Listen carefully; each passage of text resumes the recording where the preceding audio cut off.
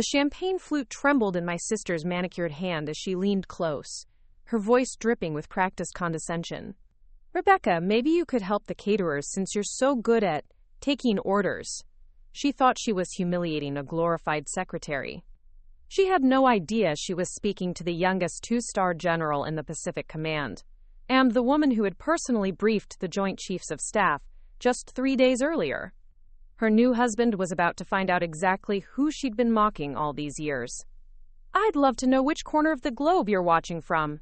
And if this story speaks to you, make sure to subscribe. Tomorrow's video is one you absolutely can't miss." My name is Major General Rebecca Chen Morrison, and I was 34 years old when I made the drive from Joint Base Lewis McChord back to my childhood home in Bellevue, Washington. The sleek Mercedes I'd bought with my deployment savings glided silently through the tree-lined streets of the affluent suburb, past manicured lawns and million-dollar homes that looked exactly as they had 15 years ago.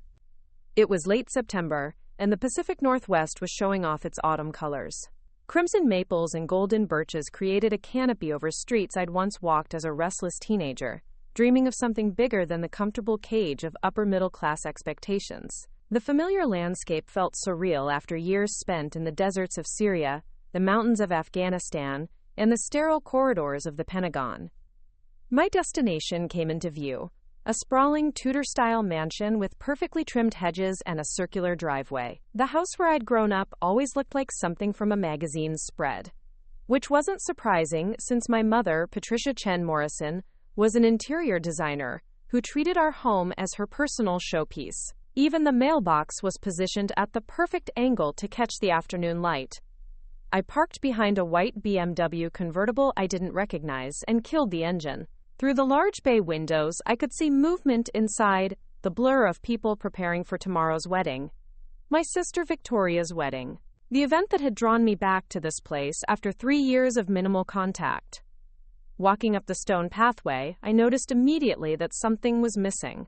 The small memorial garden my father had planted in honor of his own military service.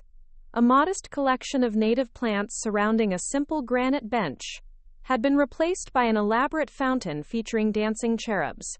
It was quintessentially Patricia, flashy, expensive, and completely devoid of the quiet dignity my father had valued. I used my key, though I wondered if the locks had been changed. The heavy oak door swung open to reveal the foyer I remembered, though it had been redecorated in what I could only describe as Pinterest perfection. Everything was cream and gold, with strategic pops of teal that probably had some fancy designer name like Peacock Whisper or Oceanic Dream. The house buzzed with activity. Wedding planners scurried past carrying clipboards and fabric samples. Florists arranged towering displays of white roses and eucalyptus.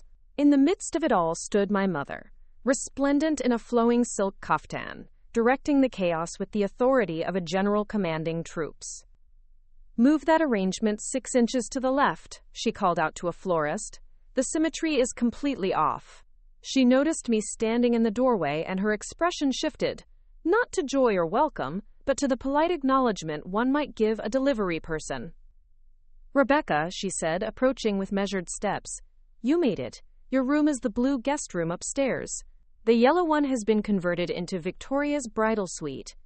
No hug, no how are you. Just logistics delivered with the warmth of a hotel concierge." I nodded, not trusting myself to speak yet. Behind my mother, I caught a glimpse of framed photographs lining the hallway. There was Victoria at her college graduation, Victoria at various charity galas, Victoria receiving some sort of community service award. Notably absent were any recent photos of me, though there was still one small picture from my high school graduation tucked into a corner, a token acknowledgement of my existence. The house felt like a museum dedicated to Victoria's achievements and Patricia's social climbing. I was merely a footnote, a distant relative who happened to share their DNA. Victoria appeared at the top of the grand staircase like a princess making her entrance. At 29, she was undeniably beautiful, tall and willowy, with the kind of effortless grace that came from years of ballet lessons and finishing school. Her honey blonde hair was already styled in an elaborate updo, probably a trial run for tomorrow's ceremony.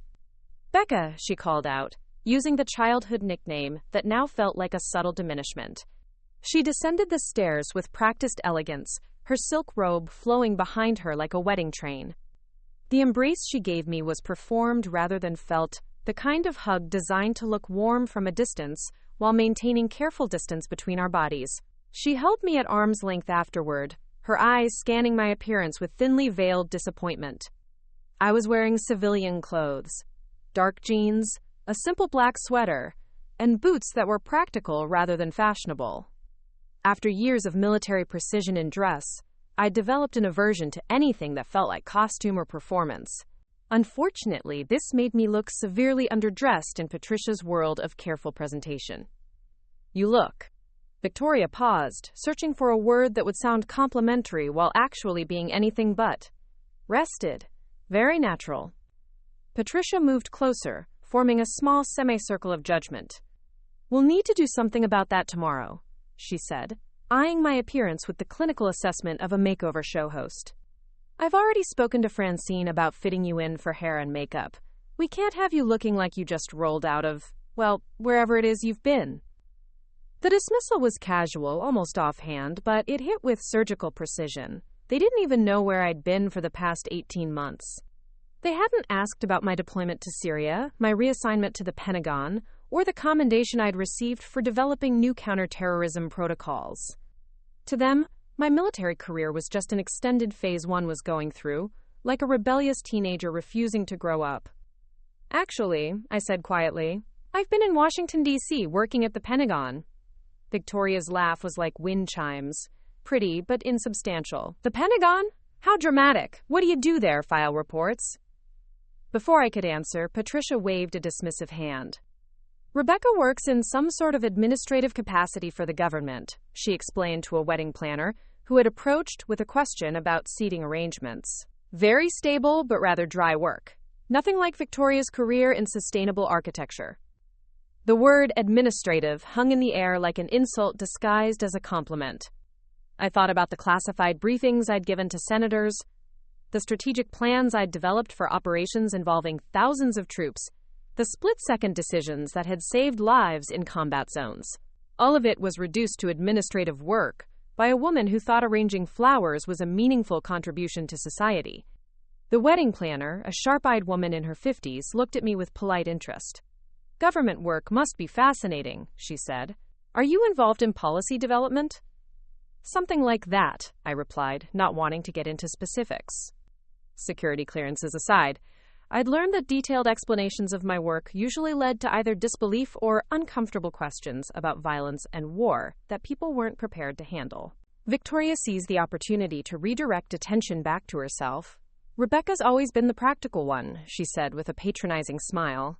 "While I was studying sustainable design and working with nonprofit organizations to create affordable housing solutions, she chose the more traditional route." The implication was clear. Victoria was the visionary, the humanitarian, the one making a real difference in the world. I was just following orders and collecting a paycheck. Patricia nodded approvingly at her golden child. Victoria's firm just won a contract to design an entire eco-friendly housing development in Portland. It's going to be featured in Architectural Digest. The pride in her voice was unmistakable, and entirely absent whenever my name came up in conversation.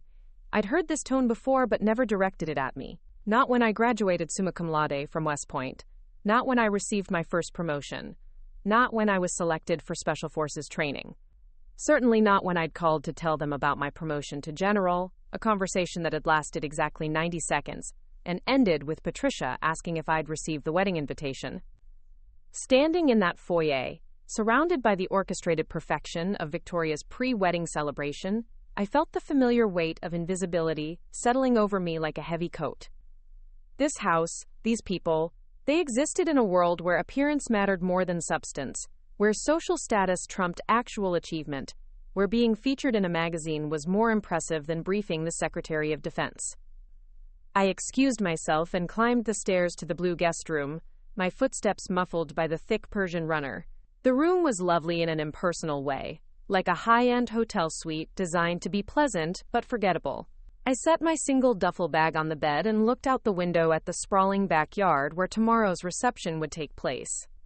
White tents were already being erected on the manicured lawn. A small army of workers was stringing lights and arranging tables.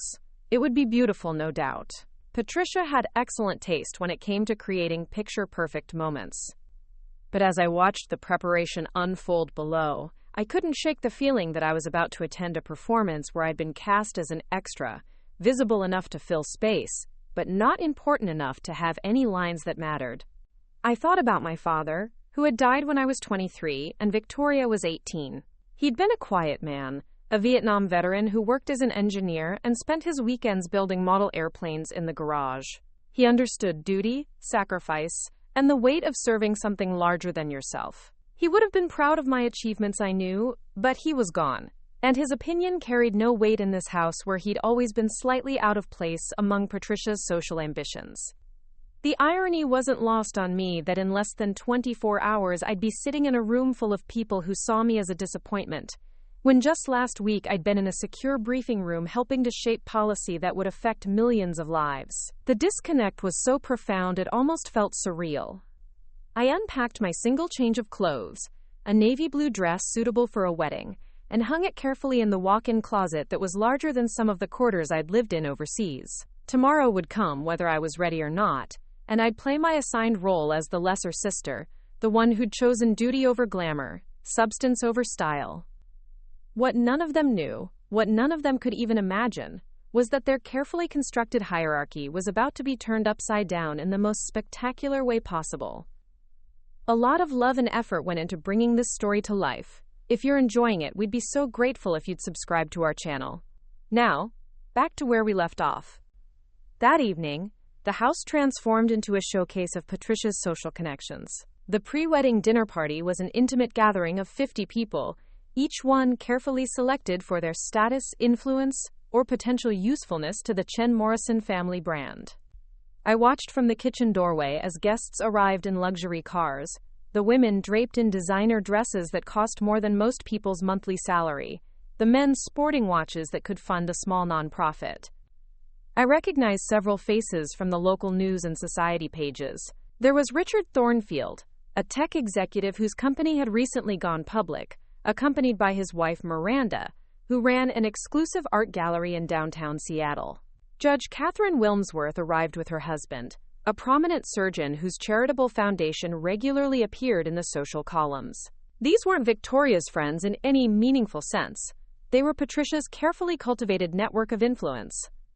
Victoria floated through the crowd like a swan on a perfectly manicured lake, accepting congratulations and admiration with practiced grace. She wore a stunning cocktail dress in champagne silk that probably cost more than a junior officer's monthly pay. Her fiancé, Marcus Blackwood, stayed close to her side, playing the role of the devoted groom-to-be with convincing sincerity. Marcus was everything Patricia could have dreamed of in a son-in-law. At 35, he was a senior partner at one of Seattle's most prestigious law firms, specializing in corporate mergers and acquisitions. His family owned a small but successful vineyard in Napa Valley, and he drove a Tesla Model S that he claimed was his contribution to environmental responsibility. He was handsome in a conventional way, tall, broad-shouldered, with the kind of confident smile that suggested he'd never encountered a problem his money or connections couldn't solve. What struck me most about Marcus was how perfectly he fit into this world. He knew exactly which wine to compliment, which political topics to avoid, and how to make every person he spoke with feel like they were the most important person in the room. It was a skill set that served him well in corporate law, and would serve him equally well as Patricia's son-in-law. I tried to blend into the background, nursing a glass of wine and observing the elaborate social dance unfolding around me.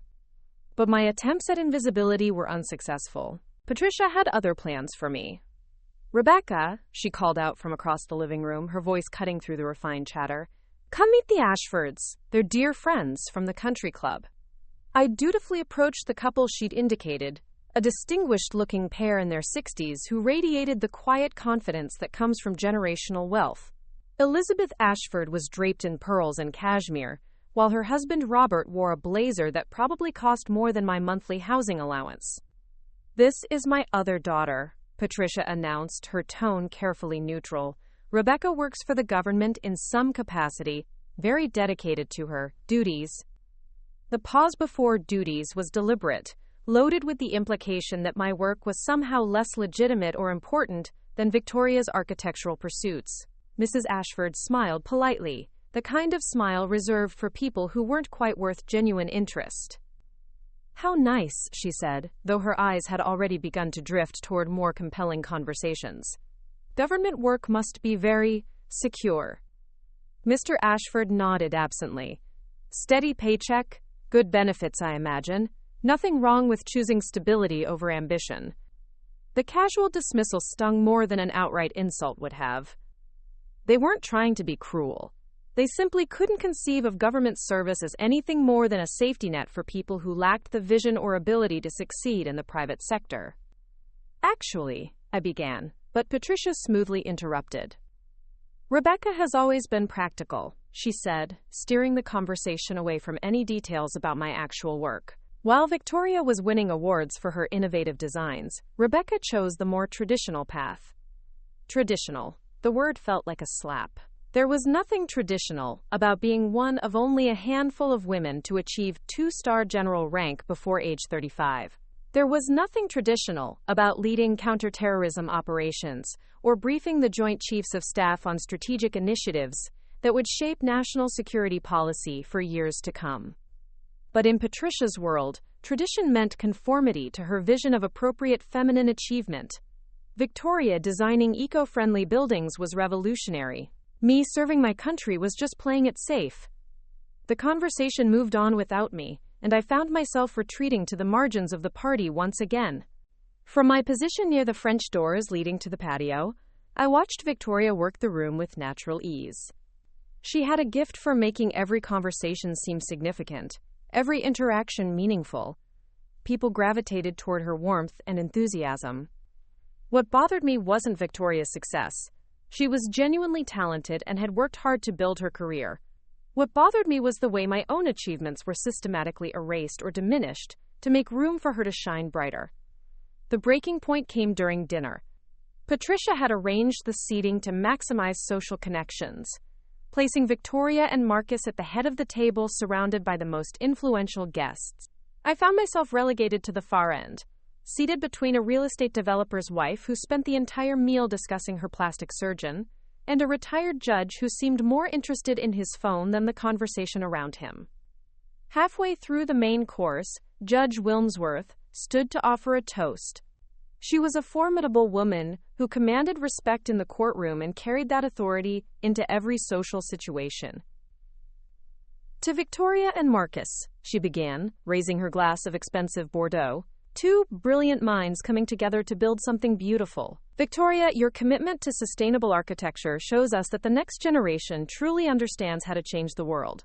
And Marcus, your work in corporate law proves that success and integrity can coexist." The table erupted in appreciative murmurs and the gentle clink of crystal glasses. Victoria beamed, accepting the praise as her due, while Marcus nodded with modesty. Then Judge Wilmsworth's gaze fell on me. And of course, we can't forget Rebecca. It's wonderful that Victoria has a sister who's chosen to serve the community in her own way, even if it's on a smaller scale. Smaller scale. The words echoed in my head as the table offered polite acknowledgement of my existence. Nobody asked what exactly I did for the government. Nobody wondered what serving the community might entail. They simply accepted Patricia's narrative that whatever I did was less significant than Victoria's work. I excused myself before dessert was served, claiming a headache that wasn't entirely fictional. In the quiet sanctuary of the blue guest room, I sat on the edge of the bed and tried to process the evening's subtle humiliations. My phone buzzed with a text message. It was from Colonel Sarah Martinez, my deputy chief of staff back at the Pentagon. The message was brief but urgent. "General, need your authorization on the Kazakhstan situation. Conference call scheduled for 0800 tomorrow." I stared at the message, feeling the surreal disconnect between my two worlds. Tomorrow morning, while Patricia fussed over flower arrangements and Victoria prepared for her walk down the aisle, I would be participating in a classified briefing about geopolitical tensions in Central Asia. The decisions made in that call could affect the deployment of thousands of troops and the stability of an entire region. But tonight, in this house, I was just the disappointing daughter who had chosen a smaller scale of service. I scrolled through the other messages on my phone. Updates from my staff about ongoing operations. A congratulatory note from a senator whose committee I'd briefed the previous week. An invitation to speak at a national security conference in London.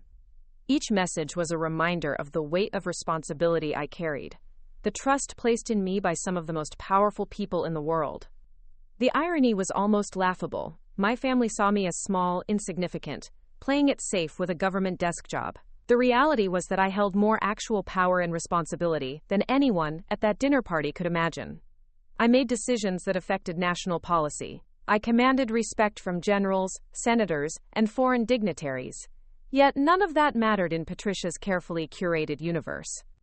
I thought about my father again, remembering the quiet pride he'd shown when I graduated from West Point.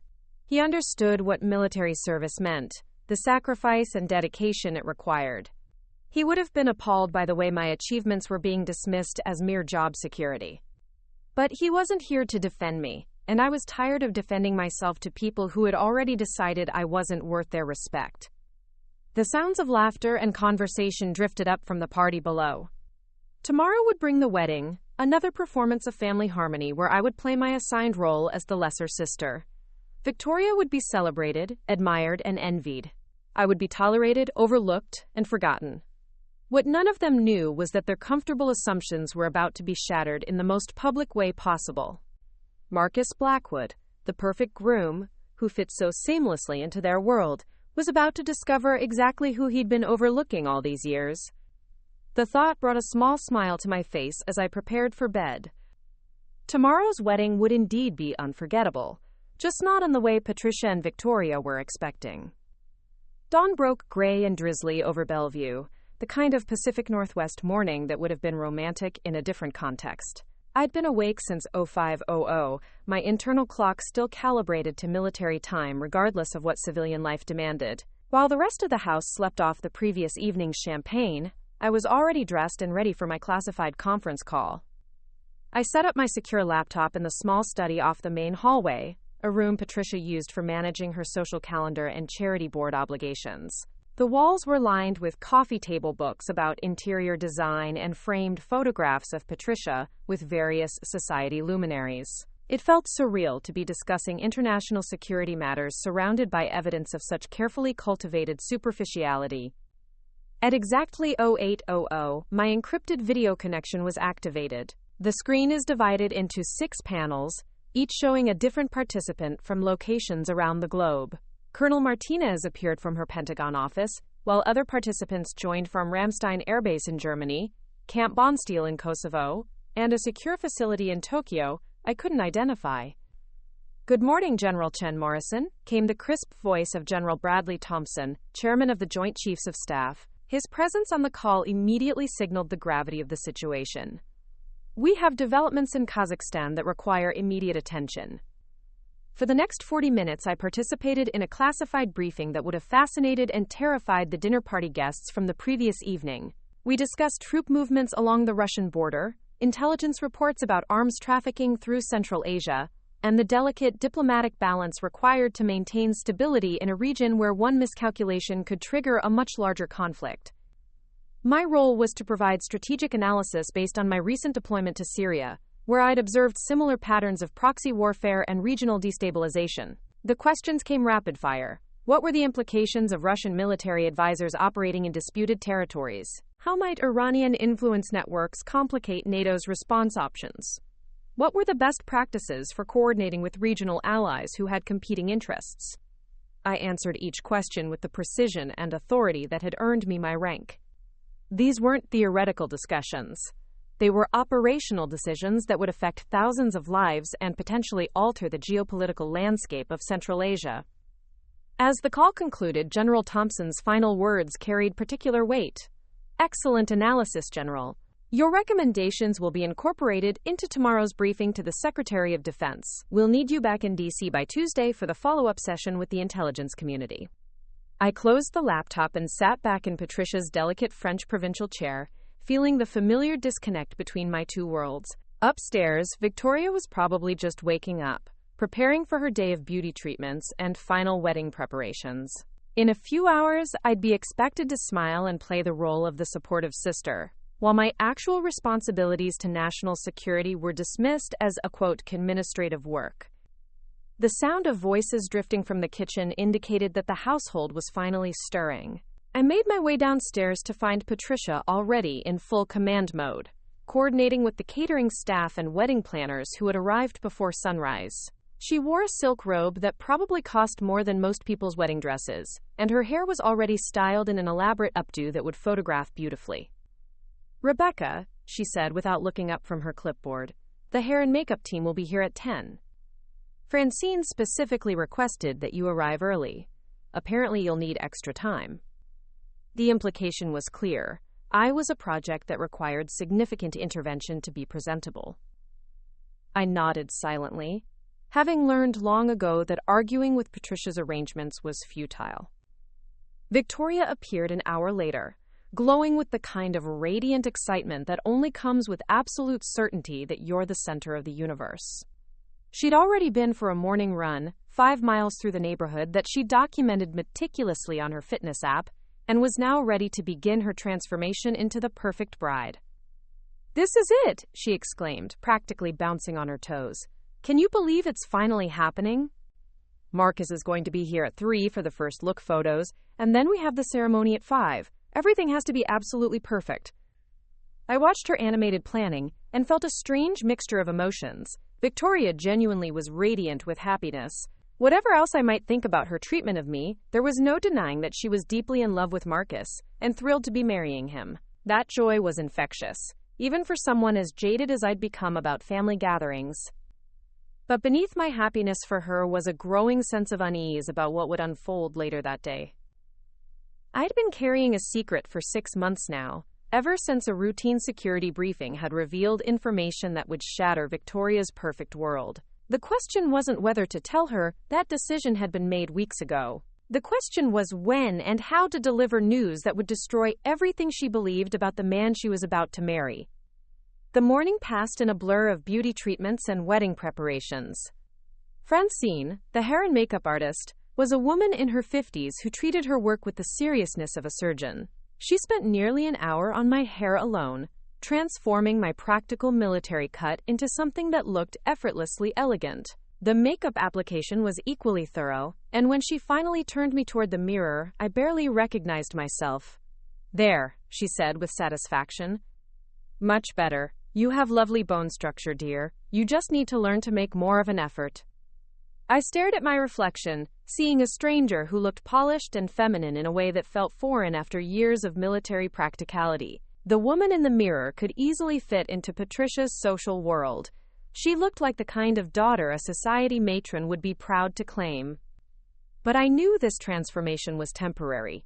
Tomorrow, I'd be back in Washington, wearing my uniform and making decisions that would never fit into Patricia's carefully curated vision of appropriate feminine achievement. Victoria emerged from her own transformation, looking like a princess from a fairy tale. Her wedding dress was a masterpiece of subtle elegance, a form-fitting silk gown with delicate lace details, and a train that would photograph beautifully against the garden's autumn backdrop. Her hair was styled in a sophisticated chignon, adorned with her grandmother's pearl hairpins, and her makeup was flawless without looking overdone. "You look beautiful," I told her, and meant it completely. Whatever our differences, whatever pain lay ahead, in this moment she was genuinely radiant. "Thank you," she replied, studying herself in the full-length mirror. "This is exactly how I always imagined it would be. Perfect weather, perfect venue, perfect dress, perfect husband." That last phrase hit me like a physical blow. Perfect husband. If only she knew the truth about Marcus Blackwood, the man she was about to pledge her life to. 6 months earlier, during a routine counterintelligence briefing, Marcus's name had appeared on a list of persons of interest in an ongoing investigation into corporate espionage. His law firm was representing several clients who were suspected of funneling technology secrets to foreign governments. Marcus himself wasn't directly implicated, but his security clearance application, filed for a client who needed representation in a classified matter, had triggered a deeper background investigation. What they found was damning. Marcus had been systematically defrauding his own clients for years, skimming money from settlement accounts and using his legal expertise to cover his tracks. He'd embezzled over $2 million, money he'd used to maintain his lifestyle and fund investments that had gone catastrophically wrong. He was facing federal indictment within weeks, charges that would destroy his career and likely send him to prison for a decade or more. The investigation was classified, but I'd been briefed on it because of potential national security implications involving his corporate clients. I'd spent months wrestling with whether to warn Victoria, knowing that revealing classified information could end my own career. But watching her prepare for marriage to a man who was using her as cover for his crimes, I'd finally made my decision. She deserved to know the truth, even if it meant destroying her perfect day. Patricia appeared in the doorway, resplendent in her Mother of the Bride ensemble, a sophisticated navy blue dress with a matching jacket that had probably been custom-made. She surveyed the scene with satisfaction, seeing her vision of perfection finally realized. "It's time," she announced. "The guests are beginning to arrive, and Marcus should be here any moment for the photos." Quote, Victoria took one last look in the mirror, her face glowing with anticipation. In a few hours, she would walk down the aisle toward a man who had deceived her completely, a man whose secrets would soon destroy the life they were planning to build together. But first, there would be a ceremony where I'd finally reveal exactly who the administrative assistant really was, and what I'd learned about the groom she thought was so perfect. The reckoning was about to begin. The garden behind the Chen Morrison mansion had been transformed into something from a luxury wedding magazine. White silk drapery hung between towering oak trees, creating an ethereal canopy over rows of mahogany chairs adorned with cascading arrangements of white roses and trailing ivy. A string quartet positioned near the gazebo filled the afternoon air with classical melodies that seemed to make even the autumn breeze sound elegant. I took my assigned seat in the third row, strategically placed where I could observe but not draw attention. Patricia had orchestrated the seating with military precision, ensuring that the most prominent guests occupied the front rows, while family members like myself were positioned for optimal photographic composition rather than emotional significance. The guest list read like a who's who of Seattle's elite. I recognized tech executives whose companies dominated the news cycles, federal judges whose decisions shaped legal precedent, and philanthropists whose charitable foundations commanded eight-figure budgets. These weren't people who attended weddings for emotional connection. They came to see and be seen, to maintain their position in the social ecosystem that Patricia had spent decades cultivating. Marcus stood at the altar, looking every inch the perfect groom. His tuxedo was clearly custom-tailored, probably from the same Savile Row tailor who dressed several Supreme Court justices.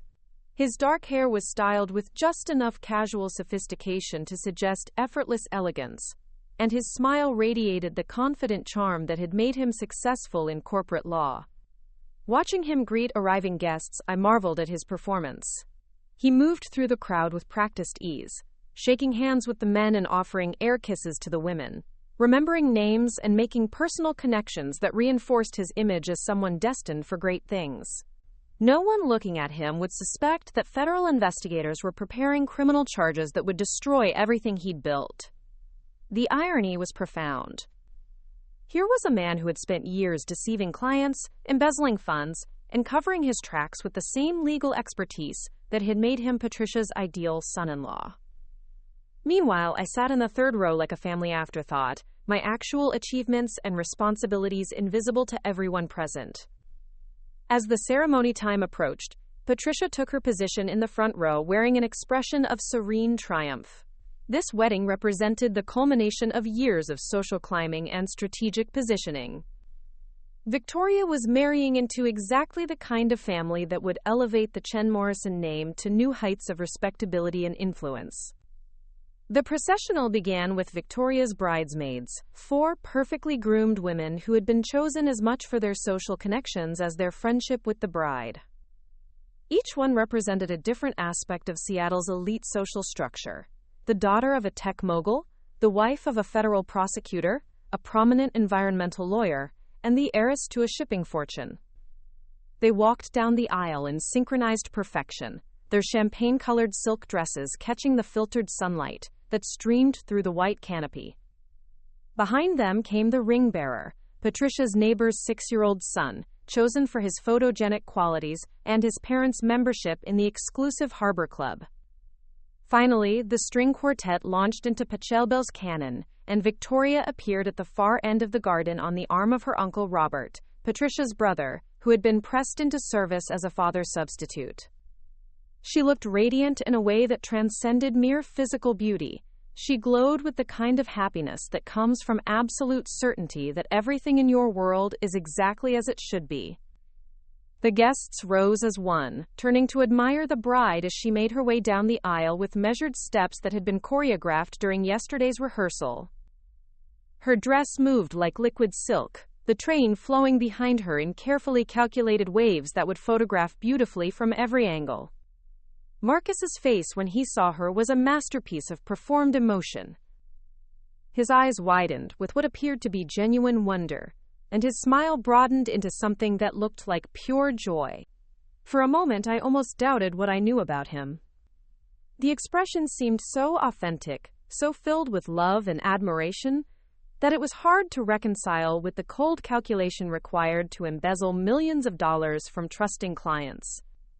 But that was Marcus's greatest skill, the ability to project exactly what people wanted to see. Corporate clients saw a brilliant legal strategist. Society matrons saw a charming gentleman with impeccable breeding. Victoria saw a loving partner who shared her values and supported her dreams. None of them saw the desperate criminal who was using this wedding as cover, while federal investigators closed in around him. The officiant, a distinguished Episcopal minister who had presided over some of Seattle's most prominent weddings, began the ceremony with words about love, commitment, and the sacred bonds that unite two souls in partnership. His voice carried across the garden with practiced authority, and several guests dabbed at their eyes with monogrammed handkerchiefs. As the familiar liturgy unfolded, I found myself studying the assembled crowd and considering the social dynamics at play. These people had built their lives around carefully maintained facades of success and respectability. They attended charity galas and spoke passionately about social causes, while protecting their wealth through tax shelters and offshore accounts. They celebrated sustainable architecture while flying private jets to vacation homes around the world. In many ways, Marcus fit perfectly into this world of beautiful hypocrisy. His crimes were just a more extreme version of the ethical flexibility that characterized everyone present. The difference was that he had been caught. The ceremony reached the exchange of vows, and Victoria spoke first. Her words were personal and heartfelt, clearly written to reflect their relationship, rather than borrowed from generic templates. She spoke about finding in Marcus a partner who understood her vision for making the world more beautiful and sustainable, someone who supported her dreams while challenging her to grow. "You've shown me that love isn't just about finding someone who accepts you as you are," she said, her voice trembling with emotion. "It's about finding someone who inspires you to become the best version of yourself. Marcus, you make me want to build a life worthy of the love we share." Quote. The guests murmured appreciatively, and I saw Patricia dabbing at her eyes with evident satisfaction. This was exactly the kind of sophisticated sentiment that would be quoted in the society pages and remembered at future social gatherings. Marcus's response was equally polished, a carefully crafted speech that hit all the right emotional notes while reinforcing his image as a devoted partner and responsible citizen. He spoke about Victoria's passion for creating sustainable communities and promised to support her work while building their own legacy of service and achievement. "Victoria, you've taught me that true success isn't measured in personal accomplishment alone," he said, his voice carrying across the garden with confident sincerity. "It's about using our talents to leave the world better than we found it. I promise to be your partner in every dream, your support in every challenge, and your companion on every adventure life brings us." The words were beautiful, expertly delivered, and completely hollow. This was a man who had built his career on deception, who had stolen from clients who trusted him with their most important legal matters. His promise to leave the world better was particularly galling, given that his crimes would soon destroy not only his own reputation, but potentially implicate his law firm in a scandal that could ruin dozens of innocent colleagues. As the minister moved toward the final proclamations that would legally bind Victoria to this fraud, I felt the weight of my decision pressing down on me like a physical force.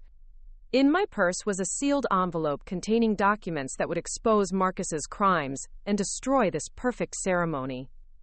The question was whether I had the courage to act on what I knew, regardless of the consequences for my own career and family relationships. The minister's words seemed to echo from a great distance. If anyone present knows of any lawful impediment why these two should not be joined in marriage, speak now or forever hold your peace. The traditional pause that followed was meant to be ceremonial, a brief moment of silence before the final pronouncement. No one expected anyone to actually object. This wasn't a movie where dramatic revelations disrupted perfect weddings. This was real life, where people maintained decorum and preserved appearances regardless of private knowledge. But as I sat in that third row, watching Victoria beam at a man who was about to destroy her life, I realized that some truths were too important for decorum. Some lies were too dangerous to preserve with silence. The moment of decision had arrived, and everything that happened next would depend on whether I had the courage to speak the truth that no one wanted to hear. The silence stretched across the garden like a held breath. 300 guests sat motionless in their mahogany chairs, waiting for the minister's final words that would seal Victoria and Marcus as husband and wife. The string quartet had paused between movements, creating a pocket of perfect quiet broken only by the distant sound of Seattle traffic and the whisper of autumn leaves overhead. I remained seated, my hands folded in my lap, the sealed envelope in my purse feeling heavier than depleted uranium. This was the moment I had been dreading and anticipating for months. Everything I had worked for, everything I had achieved could be destroyed by what I was about to do. Revealing classified information was a court-martial offense that would end my career and likely result in federal charges. But watching Victoria's radiant face as she gazed at Marcus, seeing the absolute trust and love in her eyes, I knew I couldn't let her marry a man who was living a complete lie. She deserved better than a future built on deception and destined for destruction. The minister began to speak. By the power vested in me by the state of Washington. Wait. The word came out louder than I had intended, cutting across the ceremonial silence like a blade. Every head in the garden turned toward me with expressions ranging from confusion to horror. Patricia's face went white, then flushed deep red with mortification. Victoria's smile faltered, replaced by bewildered concern. I stood slowly, my legs surprisingly steady despite the magnitude of what I was about to do. "I'm sorry," I said, my voice carrying clearly across the garden. "But there's something everyone needs to know before this ceremony continues." The minister, a man who had presided over hundreds of weddings and thought he'd seen everything, looked completely flummoxed. "Miss, this is highly irregular. Perhaps we could—" "No," I interrupted, stepping into the aisle. "This can't wait." Marcus's face had gone from wedding day joy to something approaching panic, though he was trying desperately to maintain his composure. His legal training kicked in, and I could almost see him calculating damage control strategies. "Rebecca," Victoria called out, her voice strained with confusion and a growing alarm. "What are you doing? This is my wedding day." I looked at my sister, seeing the hurt and bewilderment in her eyes, and felt my heart break. But some truths were too important for comfort, too vital for politeness. "Victoria, I know this is the last thing you want to hear right now, but Marcus isn't who you think he is." I reached into my purse and pulled out the envelope, holding it up so everyone could see. 6 months ago, I was briefed on a federal investigation that revealed some very disturbing information about your fiancé. The murmur that swept through the crowd was like the rumble of distant thunder. Guests leaned forward in their chairs, suddenly riveted by drama none of them had expected. This was better than any society scandal they'd witnessed at previous events.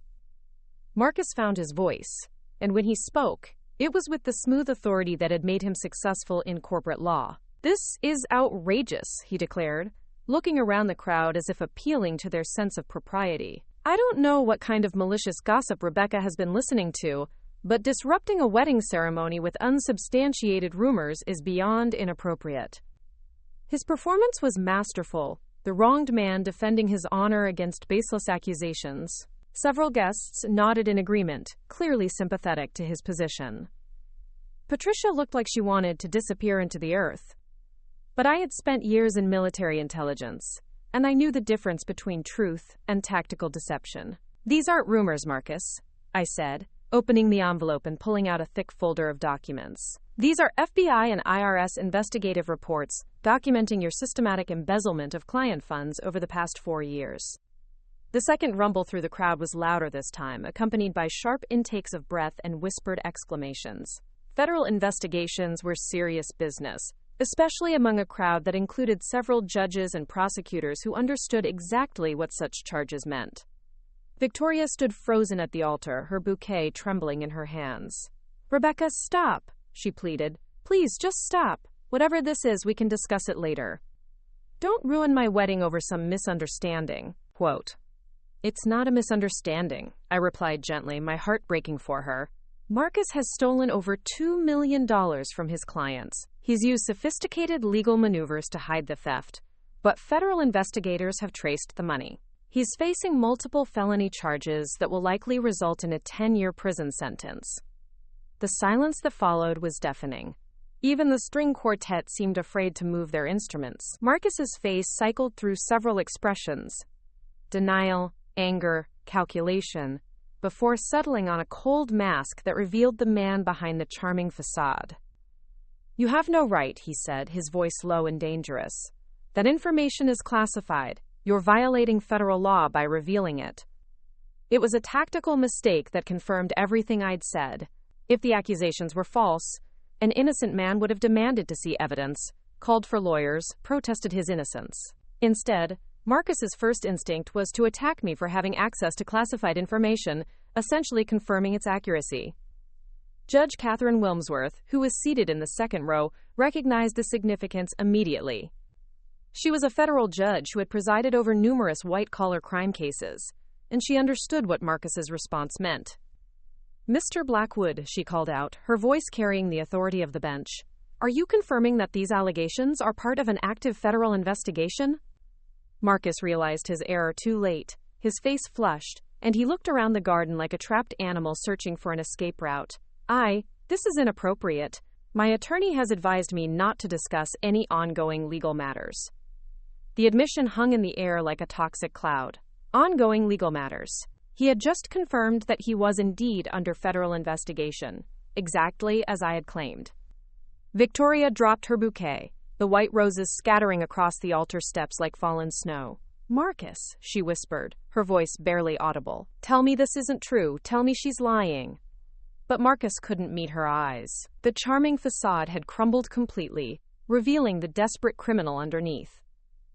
"Victoria, I can explain everything," he began, but his voice lacked conviction. "There are complications with some client accounts, but nothing criminal, just regulatory issues that my firm is resolving." Even as he spoke, I could see him calculating his next moves. He was a lawyer.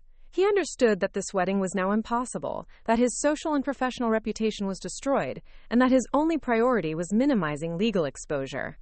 I stepped closer to the altar, holding up the documents so Victoria could see them. "The investigation documents are all here," I said softly. "Bank records, wire transfer receipts, altered trust account statements. Marcus has been systematically stealing from clients who trusted him with their most important legal matters. The money was used to cover gambling debts and failed investments."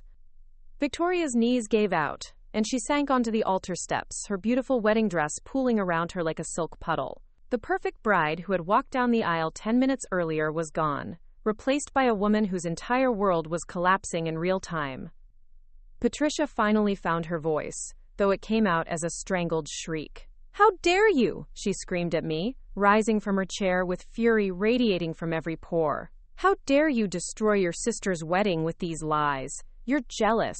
You've always been jealous that Victoria found happiness while you chose that cold, loveless military life." But her words fell flat. The evidence was too overwhelming. Marcus's reaction too damning. Even Patricia's most devoted social allies could see that this wasn't sibling rivalry or jealousy. This was a federal criminal investigation being revealed in the most dramatic way possible. Marcus made one final attempt to salvage the situation. "Ladies and gentlemen," he called out, straightening his tuxedo jacket and trying to project confidence. "I'm obviously the victim of some sort of vendetta. These documents could be fabricated, and even if they're genuine, everyone in this crowd knows that being investigated doesn't mean being guilty. I suggest we postpone today's ceremony until these matters can be properly resolved through legal channels. It was a desperate play for time, but it came too late. The damage was irreversible. 300 of Seattle's most influential people had just witnessed a bride's sister accuse the groom of federal crimes, and his response had essentially confirmed the allegations. Victoria looked up at me from where she sat on the altar steps, her makeup streaked with tears, her perfect hair beginning to escape its pins. "Why?" she whispered. "Why did you do this to me? Why today?" Quote. The pain in her voice was almost unbearable, but I forced myself to meet her eyes. "Because you deserve the truth," I said simply. "Because marrying him would have destroyed your life in ways you can't imagine. And because someone who loves you had to be brave enough to speak up, even if it meant losing you forever." The garden had erupted into chaos. Guests were on their phones, undoubtedly calling lawyers, journalists, and anyone else who needed to know about the spectacular implosion they had just witnessed. Marcus was backing away from the altar, probably calculating his escape route and wondering how quickly he could reach his attorney.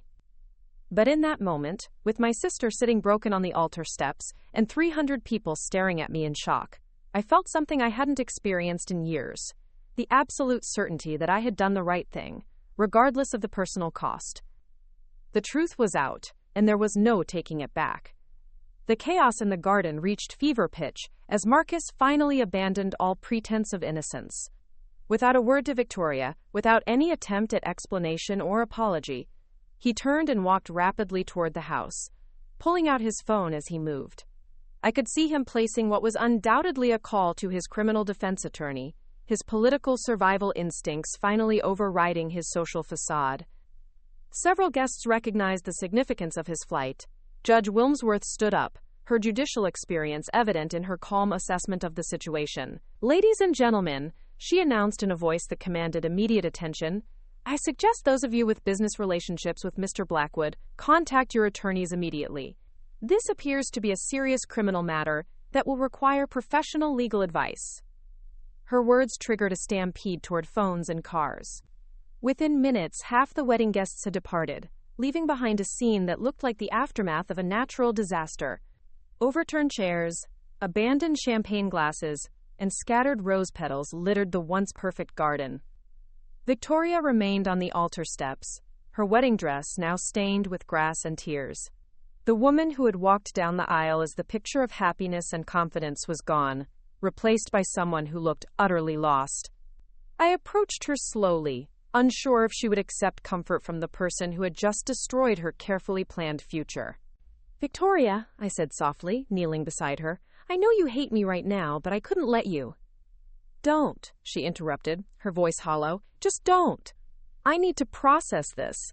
I need to understand what just happened to my life." Patricia appeared beside us, her face twisted with rage. "Look what you've done," she hissed at me. "Look at what your jealousy has accomplished. You've destroyed everything we worked for, everything we built. Victoria will never forgive you for this, and neither will I." But before I could respond, an unexpected voice cut through the accusation. "Actually, Mrs. Chen Morrison, your daughter just saved Victoria's life." We all turned to see Marcus standing near the garden entrance, but he wasn't alone. 2 men in dark suits flanked him, and one was holding up a badge.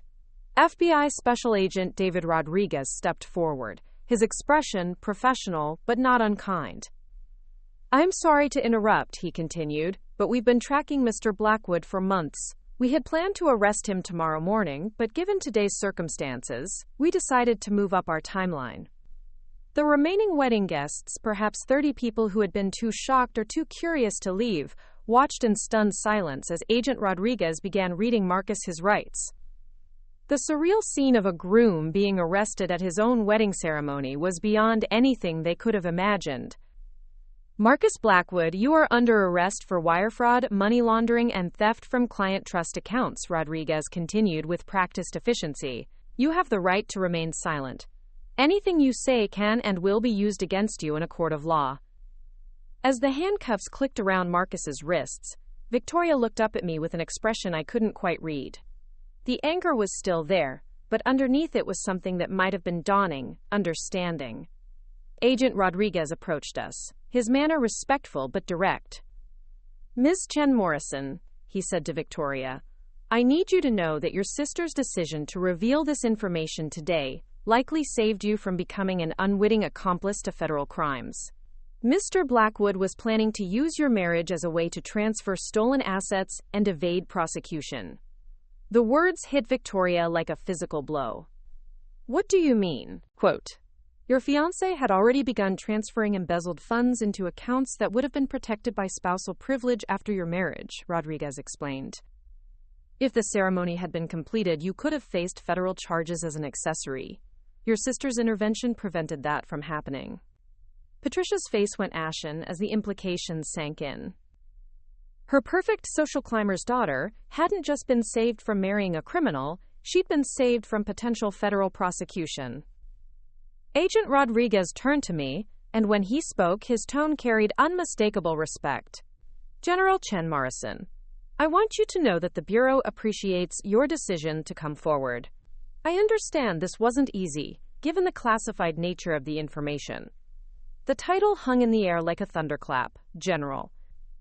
Not the administrative assistant or government worker that Patricia had been dismissing for years, but General. Several of the remaining guests straightened in their chairs, suddenly reassessing everything they thought they knew about the quiet woman in the third row.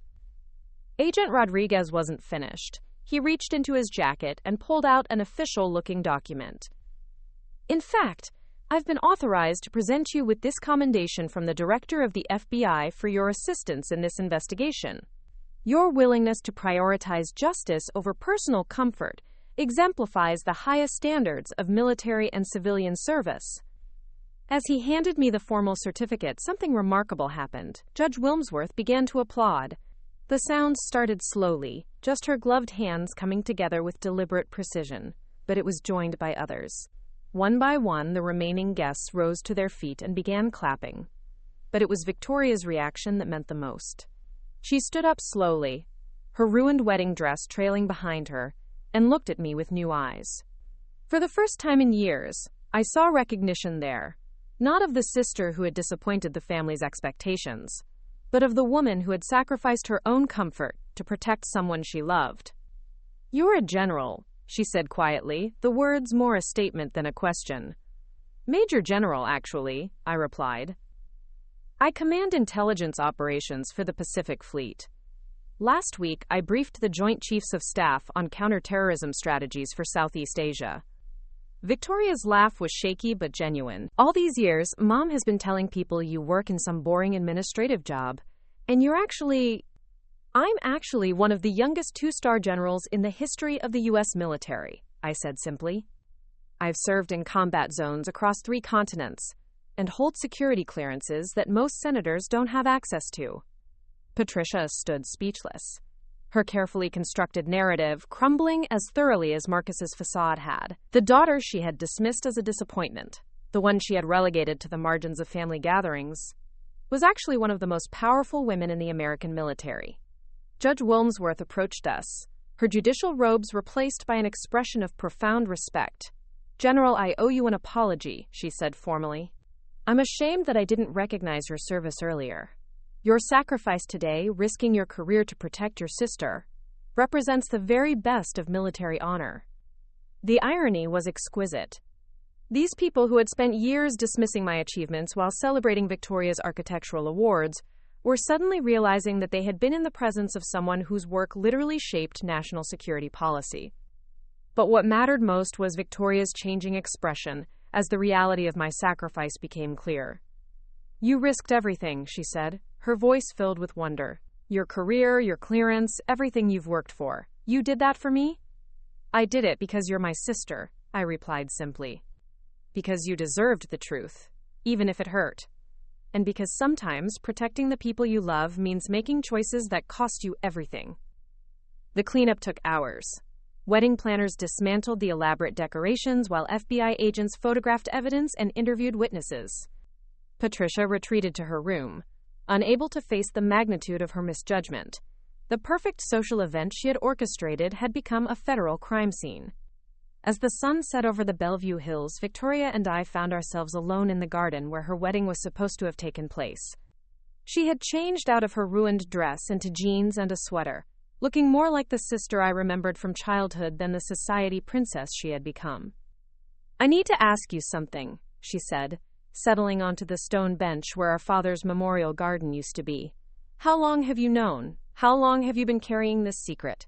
Quote, 6 months, I admitted. Since the FBI briefing where his name first came up, I've been wrestling with whether to tell you ever since. Victoria was quiet for a long moment, processing the weight of that burden. 6 months of knowing my fiancé was a criminal, and you never said anything until today. I kept hoping I was wrong, I said. I kept hoping the investigation would clear him, or that he would confess to you himself. But as the evidence mounted and the wedding got closer, I realized I couldn't let you walk into that marriage blind. You saved my life, Victoria said suddenly, the words coming out in a rush. Not just from Marcus, but from myself. I was so caught up in the perfect wedding, the perfect husband, the perfect life that Mom wanted for me, that I never really looked at who he was beneath the surface. She turned to face me fully, and I saw tears in her eyes again, but these were different from the devastated tears at the altar. These were tears of gratitude and recognition. Rebecca, I owe you the biggest apology of my life, she continued. All these years I let Mom convince me that your choices were somehow less important than mine. I bought into this narrative that military service was just a job, that what you did didn't matter as much as my architectural work or my social connections. You don't need to, I began, but she held up a hand. Yes, I do. You're a general. A 2-star general who commands operations I can't even imagine, who makes decisions that affect thousands of people, who has dedicated her life to protecting our country. And I've been treating you like an underachiever because you didn't fit into Mom's vision of success. The acknowledgement was more healing than any military honor I'd received. This was what I had been searching for without realizing it. Not recognition from strangers, but acceptance from my own family. What happens now? I asked. Victoria smiled, the first genuine smile I'd seen from her all day. Now I figure out who I am when I'm not trying to be the perfect daughter or the perfect bride. And maybe I start by getting to know my sister, the real one, not the version Mom created in her head. 3 months later, I received an unexpected package at my Pentagon office. Inside was a framed photograph of a groundbreaking ceremony in Portland, where Victoria's sustainable housing project was finally beginning construction. She was wearing a hard hat and holding a ceremonial shovel, surrounded by community leaders and local officials. But it wasn't the main photograph that caught my attention. It was the handwritten note attached to the back. Rebecca, this project is dedicated to your service and sacrifice. Without your courage to speak truth to power, I never would have found the strength to build something meaningful with my life. Thank you for showing me what real honor looks like. Love, your proud sister, Victoria. 6 months after that, Victoria surprised everyone by enlisting in the Army Corps of Engineers, combining her architectural skills with military service. She said she wanted to understand the world I had chosen, to see if she could find the same sense of purpose that had driven me to excellence despite our family's dismissal. The last time I saw Patricia, she was smaller somehow, diminished by the collapse of her carefully constructed social world. Marcus's arrest had sent shockwaves through Seattle's elite circles, and many of her friends had distanced themselves from the family that had been associated with such scandal. But she surprised me by offering something that resembled an apology. I may not understand your choices, she said quietly, but I can't deny their value anymore. You saved Victoria, and you saved our family's reputation. I'm sorry it took a crisis for me to see what you really are. It wasn't the warm maternal approval I had once craved, but it was acknowledgement. Sometimes that's enough. Today, when people ask me about the most important decision I've ever made, I don't talk about military operations or strategic briefings. I talk about the day I chose truth over comfort, family over career, and love over fear. The ripple effects of that choice continue to unfold in ways I never expected. Victoria's sustainable housing project in Portland became a model for veteran housing initiatives across the Pacific Northwest. She credits our family's crisis with teaching her that real impact comes from serving something larger than yourself. Her work now focuses specifically on creating affordable homes for military families transitioning to civilian life. Marcus was sentenced to 12 years in federal prison and ordered to pay restitution of over $3 million. His law firm collapsed within 6 months, but the investigation led to the recovery of funds that helped his victims rebuild their lives. Sometimes justice takes time, but it does arrive. The most unexpected consequence came 2 years later, when I received a call from the Secretary of Defense. The way I had handled the classified information dilemma, protecting a family member while maintaining the integrity of ongoing federal investigations, had become a case study at military ethics seminars. Instead of ending my career, my decision had enhanced my reputation as an officer who could navigate complex moral terrain with wisdom and courage. I was promoted to lieutenant general the following year, making me the youngest 3-star general in Army history. But the promotion that meant the most came from Victoria, who now introduces me not as her sister who works for the government, but as her sister who serves our country with honor. Because sometimes the most important battles aren't fought on foreign soil against distant enemies. Sometimes they're fought in your childhood backyard, against the lies that keep the people you love from seeing who you really are. And sometimes, if you're brave enough to speak the truth when it matters most, you discover that the recognition you've been seeking was always there. You just had to be willing to claim it. The courage to stand up in that garden didn't just save Victoria's future. It reclaimed my own identity and showed me that real strength isn't about the uniform you wear or the rank on your shoulders. It's about being willing to risk everything for the people you love, even when they can't see your worth yet. That's the lesson I carry with me every day, in every briefing room and every command decision. Sometimes the most powerful thing you can do is simply tell the truth, regardless of the cost. Because truth has a way of lighting up the darkness, even when everyone around you has grown comfortable living in the shadows. The courage to stand up in that garden didn't just save Victoria's future. It reclaimed my own identity and showed me that real strength isn't about the uniform you wear or the rank on your shoulders. It's about being willing to risk everything for the people you love, even when they can't see your worth yet. That's the lesson I carry with me every day, in every briefing room and every command decision. Sometimes the most powerful thing you can do is simply tell the truth, regardless of the cost. Because truth has a way of lighting up the darkness, even when everyone around you has grown comfortable living in the shadows. But what I didn't expect was how that moment would reshape my understanding of power itself. For years, I had measured my worth through military achievements, the commendations, the strategic victories, the respect of my superiors. I thought power meant commanding troops and influencing policy from secure Pentagon briefings. Standing in that garden, watching 300 of Seattle's elite reassess everything they thought they knew about success, I realized something profound. The greatest power isn't the authority to give orders or access classified intelligence.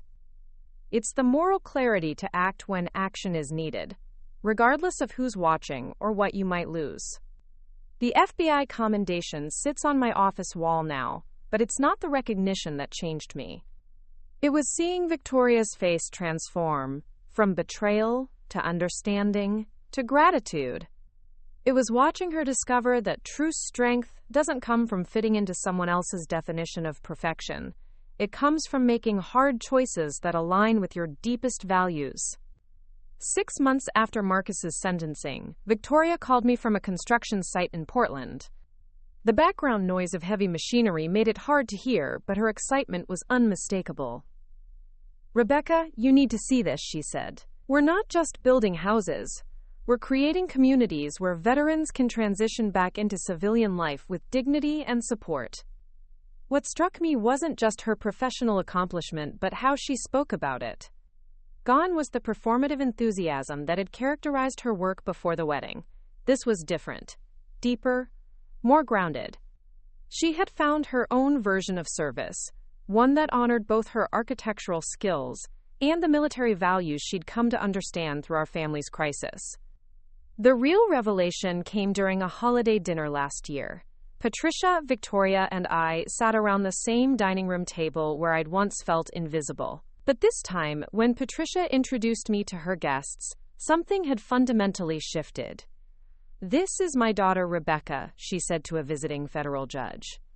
"She's Lieutenant General Chen Morrison, currently overseeing strategic operations for Pacific Command. Her sister Victoria designs sustainable communities for military families. For the first time in my adult life, both daughters were presented with equal pride. But the moment that truly crystallized everything came when Victoria's 8-year-old niece asked what I did for work. Victoria knelt down to the child's level and said simply, 'Aunt Rebecca protects our country so that families like ours can sleep safely at night. She's one of the bravest people I know.' No mentions of administrative work, no dismissive explanations. Just clear, honest recognition of service and sacrifice." That night, as I prepared to return to Washington for another classified briefing that would never make headlines, I realized the most important victory wasn't the ones that earned military honors. It was winning back my family's respect by refusing to compromise my integrity when it mattered most. The wedding that never happened became the foundation for relationships that finally could. Sometimes you have to be willing to shatter everything to build something real. Looking for more? We've got 2 amazing stories ready for you right on screen. If this one touched you, these are absolutely worth your time. Click to watch them now. And hey, subscribe and hit that bell to never miss our latest uploads.